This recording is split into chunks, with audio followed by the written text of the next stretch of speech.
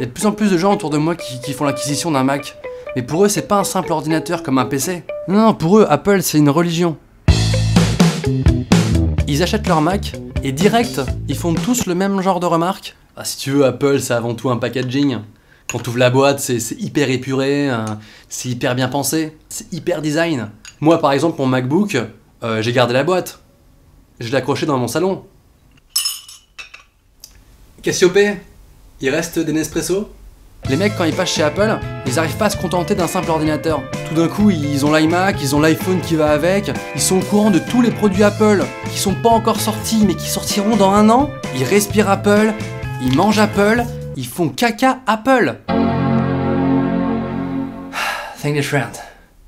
Et alors, ils méprisent totalement tous les mecs qui utilisent pas des Macs. Par exemple, pour eux, un mec sur PC, c'est ça. Tu veux jouer à Call of Duty? À Call of Duty? À Call of quoi?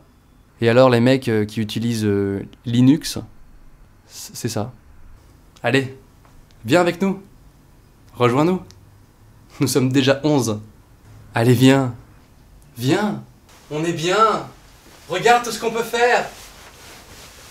Et c'est marrant parce que comme les Macs ça coûte extrêmement cher, les mecs qui en ont, ils arrêtent pas de se justifier pour essayer de prouver qu'ils en ont vraiment besoin.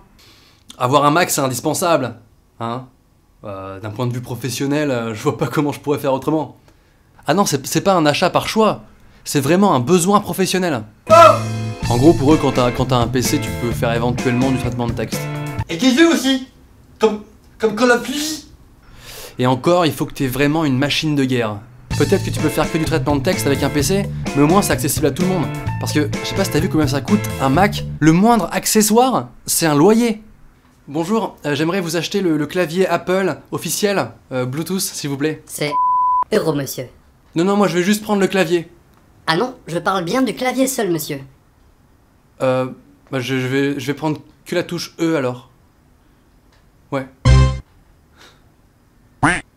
Non, et puis le petit truc qui m'énerve le plus chez les mecs qui utilisent les produits Apple, c'est que quand ils s'en servent à côté de toi, ils te font une démo, comme si c'était une pub. T'appelles qui? J'appelle ma messagerie. Ah, t'appelles ta messagerie? Ouais. Non, parce qu'avec le iPhone, tu reçois directement tes messages vocaux sur ton téléphone. C'est vraiment pratique. Tu galères? Un peu, ouais. Moi, mon MacBook Air, il fait quasiment l'épaisseur d'une feuille de papier. Il rentre parfaitement dans mon sac et me suit partout où je vais. Ah, t'écris sur un carnet? Ouais. Parce que moi, avec mon iPhone... Allô? J'ai plus de batterie. Même qu'à la fin de leur mail, c'est écrit « Envoyé depuis mon iPhone ». Non mais c'est juste pour se la péter cette phrase, on est d'accord? Non, parce que quand t'écris un mail depuis un PC tout nul dans une salle de réseau pourri, tu le précises pas en général. Envoyé depuis un PC nul dans une salle de réseau pourri sur un ordinateur de merde. À bientôt. J'espère qu'on va pouvoir coucher ensemble. Putain. Ah ouais, au fait, Siri, c'est quoi ce délire? Tu parles à ton téléphone devant tout le monde et tout le monde connaît ta vie privée parce que tu dois parler à voix haute? Envoie un message à ma femme et dis-lui que j'ai hâte de rentrer ce soir pour lui lécher les seins.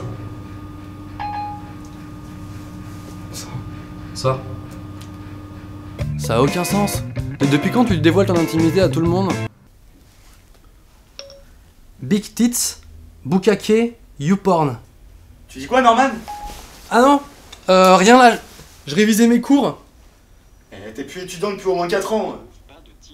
Ouais, mais c'est des vieux cours que j'ai envie de réviser pour le plaisir.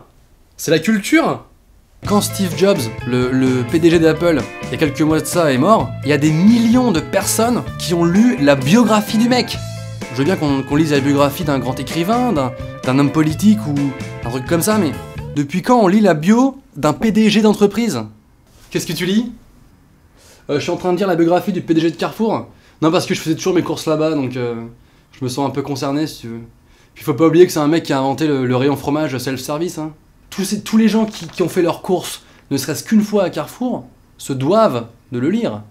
C'est un régal. Si toi aussi ça te saoule, tu peux partager cette vidéo sur ton mur Facebook.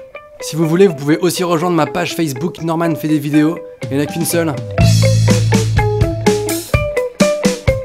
À bientôt. Ah merde. Ah, c'est bon, j'ai un autre clavier.